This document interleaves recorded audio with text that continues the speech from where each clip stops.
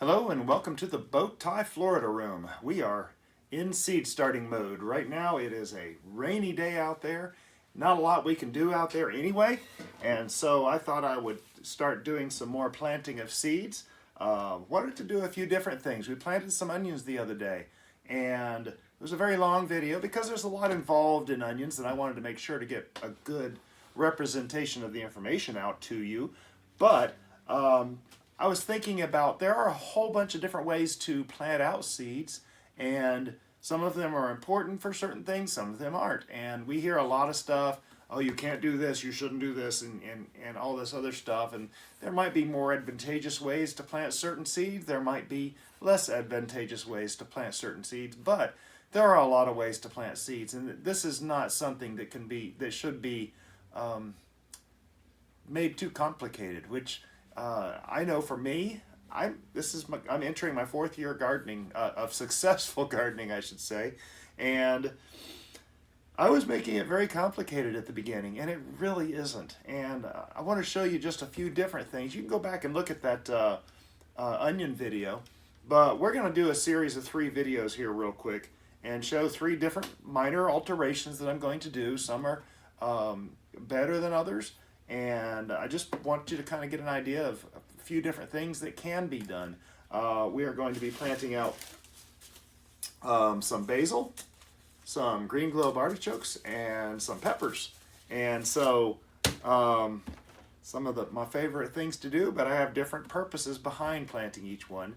And we're going to have the same intro on all 3 videos. So don't be confused if you see the same intro here. It's going to be a different video, and I'll try to put title across the bottom here as to which video we're looking at, but it will show you some of the variations that are okay. You can experiment with it, and that's the big thing. Experiment, try things. Some things work for me that don't work for other people, and vice versa. I see some people do things, I'm like, I cannot get that to work. For example, I can't get lavender to grow to save my life, and it is just the easiest thing to plant according to a bunch of people, and so I'm doing something wrong. But anyway, I've got some seed trays here with individual 6-cell trays in here, and we are going to get to planting. So here we go. Hi, I'm Bowtie Dave.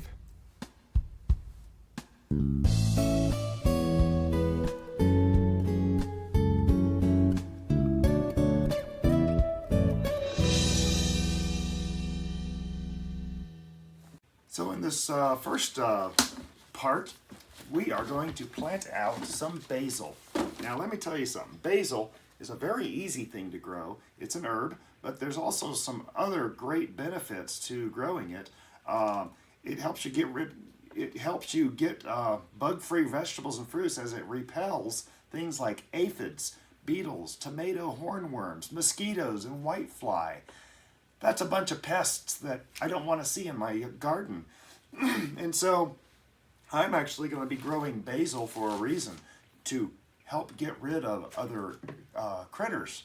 Now we will eat some, that's for sure, but there's so much good that basil can do. Now when basil does eventually produce its little flowers, the bees are all over it, so it's good for the bees. It's just a good thing to have. Now what I will be doing now, I just got this at, I think, Lowe's, maybe? I'm pretty sure it came from Lowe's. One thing, this was packaged for 2022. So these seeds are like over a year old. Now if you remember the onions, and if you haven't seen the onion video, in fact I might just insert right here an overview of the seedling tray, where the onions, some of them are not coming up at all, and that's the ones that are old. Onions are very sensitive to time, and if you try to hold on to them very long and all, they're going to stop working. Well, the fresh seeds are the ones that are working. Basil is one of those that's not so much so. Most seeds are not as sensitive as onions are, and so I'm not too worried about growing last year's seeds. So we're going to plant some of these up. Now, I've got a seed starting tray here. I've got a dome here that we're going to be putting on it afterwards. I'm not going to be using all these for basil. In fact, what I'm going to be doing is I am going to be using these 3 right here. And that will give me, what's that, 18 plants. And what I intend to do is spread it out in the garden. We're going to have it in several different places because remember, it's getting rid of pests. And so I want to be sure to have it spread around to get rid of those pests in a lot of different places. In my tomato bed, in my beans, in my cucumbers over here, in my out front. We're going to have sugar snap peas and a few other things around the property. And so I want to get rid of those. So what we have here, in fact, this is the exact same mix that I use for the onions. And if you haven't gone back and seen the onion video, go back and look at there's a section in there, it's labeled in chapters, and it talks about what is in here. We've got some of the Stay Green potting mix, we've got peat moss in there, we've got a little bit of fertilizer, the organic Dr. Earth fertilizer in there, and I also explain why we picked those things to go in there. But I'm not going to do anything different than I did with the onions for the soil here. So, and this is part 1 of 3. So on the third one, we're doing something a little different. But I'm just going to do the exact same thing with the exact same soil. Now this is a little bit moist. Probably not as moist as, no, there's no probably about it. It's not quite as moist as when we planted the onions. It's not going to matter though, because we're going to bottom water this when we're done with everything. But I'm putting this in here, and basically I'm trying to put it in here in a way that gets rid of all the air pockets underneath the soil.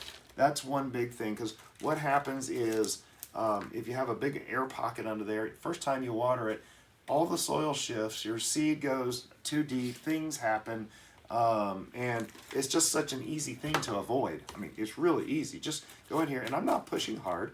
I'm just kind of tapping down, making sure it's somewhat solid. You want a little bit of solidness, though we do like the fluffiness of this soil. This is extremely fluffy stuff because it gives the roots of the new plant the opportunity to grow. And so you can see I have all 3 of these filled approximately the same height. I don't know if you can see, but it's actually a little bit down from this upper rim. And if you look at the back of your seeds, almost every single seed package will tell you how deep to plant it, and it says here planted 1/4 inch deep. So there you go. These tender annual 14 to 20 inch plants, this uniform slow to bolt classic basil variety has a concentrated flavor and fine sweet fragrance that is fantastic for seasoning, salad, garnishes, and pesto.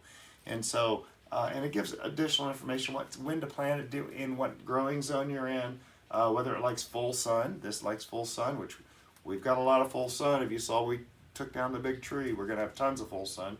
It likes moderate watering, which is most of my garden. Puts about 12 inches apart. Well, we're going to be putting a couple of these in several locations. If I get 18 or 36 plants coming out of here, I'll put them as many different locations as I possibly can, because I want to use that aroma of the basil to get rid of my pests. So keep an eye out for the garden tours, and you might see these coming up here in a few months. So anyway, that's where we want to do. And so it says 1/4 inch. I basically want about 1/4 inch between the top of this first layer of soil and the top here, because what I'm going to be doing is I'm going to be putting 2 seeds in each one of these cells, and then we're going to just cover it over with a little more soil, about 1/4 inch of soil. And this makes for a good guideline. And so kind of makes it just, one step easier. And my ADD brain, I have to have it as easy as I can get it. It is tough for me to do things like this sometimes because I'm trying to figure out, and like I said in the intro here, I make things too complicated. That's just all there is to it. I can very easily do that. So I try to keep things as simple as possible. But anyway, now the reason I'm putting 2 seeds in each one of these cells is that these are last year's seeds. Now, when you look at those packets and they say have the expiration date on there, that is just the expiration of when they can sell them, or when they're supposed to sell them. I've actually bought last year, in fact, if you saw the onion video, you saw I bought some onion seeds from last year, this year, and I don't think it should have been sold to me, but I also am a little bit better about checking those things, and it was funny because I remember being there. I looked at the first 2 packets and saw they were 23, and I thought, oh, this is good. I'll just get another one here, and I never did check that 3rd one. So, whatever.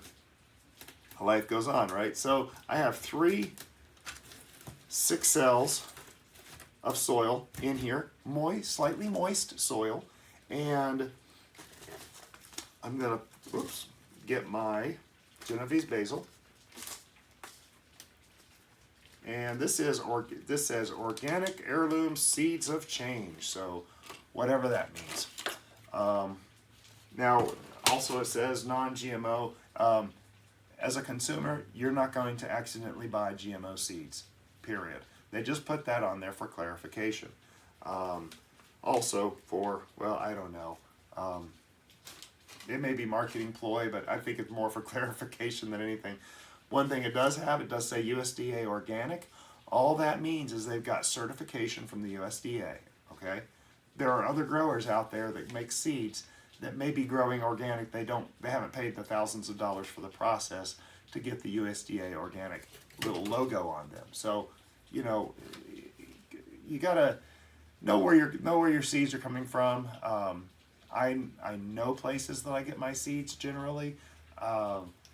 This place I don't know, but I trust them because they're one of my favorite hardware supply stores. So these seeds are actually very small, and I'm already regretting having just this little tray here. But they're like sand. I don't know if you can even see those in there. They're like little bits of sand. And I forgot how small they were. I was thinking they were a little bit larger, but I'm actually going to plant a few in each one of these cells. And basically, I can feel in my finger I've got 2 or 3. I had 3 in there. And I'm going to spread 2 or 3 in each one of these cells. Now, as these things grow, you can actually split them up at a certain point. You don't want to go too far with that, but you can split these up. Now, basil is pretty good to root. It wants to grow. It's one of those plants that really wants to grow. As I mentioned earlier in the intro, there are some plants that are a little harder to grow. Lavender, I already mentioned that. Me and lavender just don't get along. I don't know why. I'm still trying lavender, but me and lavender just don't get along. Another one is yarrow. Yarrow is a difficult one to start, and it needs a little more consideration on how you grow it. So I have successfully grown yarrow, which is kind of cool, but haven't figured out lavender. I don't know why. So anyway, I'm dropping, and I can feel them in my fingers. I'm only grabbing like 2 or 3 at a time, and dropping in each cell. And so now all of the cells, all 18 cells, have at least 3. Some of them have 4. I may have done 5 in one of these over here. I'm not quite sure. I think what I thought was 1 seed in my finger was probably a few seeds. But very carefully now, I'm going to just cover these over and put about a 1/4 inch of soil on top of these. Now, the reason why I do it like this, some people will go in and with a device and punch them in. Number one, I can't see them to know that I'm punching them in. So I'm not going to do that. But if it's a seed you can see, great, do it. If it's a seed you can't see, I just find for me it's easier just to grab a handful of soil, spread it out over the top, and again, pat it down a little bit. And I'm patting it back. I'm not pushing real hard, folks. I'm just trying to get a lot of the air out. But the thing is, you want more of that soil, as much of that soil to have contact with that seed as possible in there. You want it hugging that seed so that The moisture can be transferred to the seed. The nutrients, well, it doesn't need nutrients. From what I understand, seeds have enough nutrients to get all the way to its first true leaves. And so it doesn't really need the nutrients right now. I do put a little fertilizer in here, not for this stage, but where it's growing into. The moment it can start taking up nutrients, I want it to have it there ready to go. So I'm kind of feeling with my fingers. These two corners feel a little bit low. I'm just going to put a pinch into each one of these corners.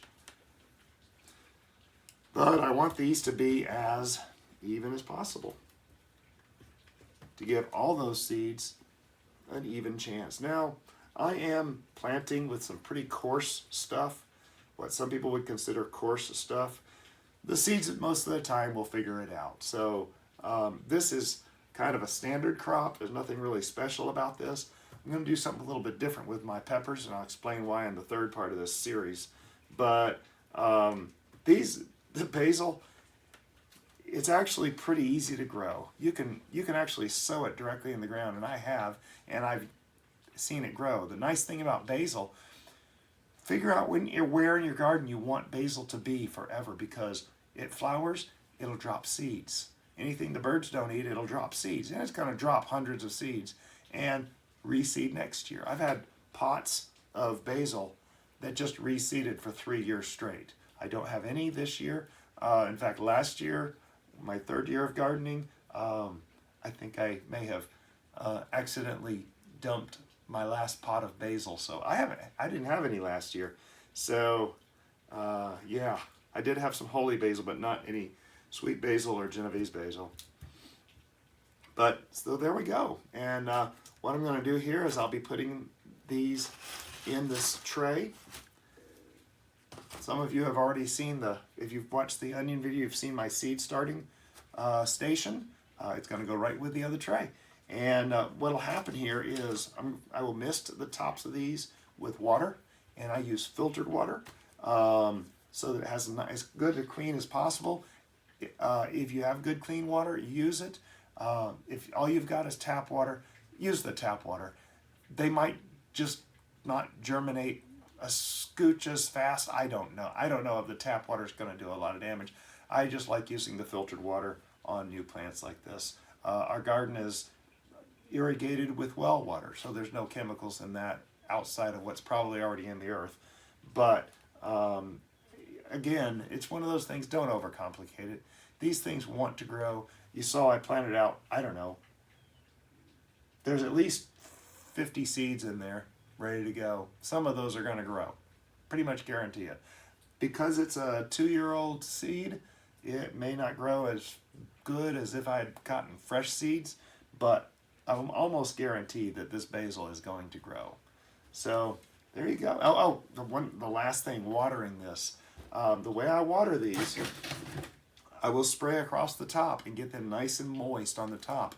But this tray here is designed to have water put and watered from the bottom. And I'll put about, above these little ridges, I'll put about that much water. It doesn't take much, just a 1/4 inch of water, and that will actually soak up into the soil. And the soil knows exactly how much moisture it needs. It's just the way God made it. And so it will soak up the right amount of soil. The seeds will be just perfectly moist, and they will germinate. So the next step here is I will get some labels and make a label, and this is the end of planting basil. A very easy thing to do. So I used some peat moss in here. I used this potting mix. Frankly, with basil, you could just use the potting mix. You can also go to the store and get some seed starting mix. And I've used some seed starting mixes, and I've handled enough of them. I try to approximate it.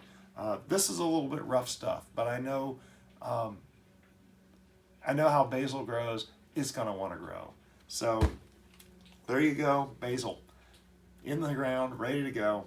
Another crop for the new year. So stick around for part 2 of this series. We are going to talk about planting up green globe artichokes. Again, old seeds. I don't know. We'll have to see if these work. I don't know if these, but I'm going to do something a little bit different with these. And you'll have to watch the next video to see why. So catch us in the next video, and if you're just stumbling along here, please subscribe. We put out a lot of videos. We try to get as much good information as possible out there. I have a lot of recommendations for other channels. There's so much good information. You can become a great gardener just from YouTube, and I think it's so important that we can do that.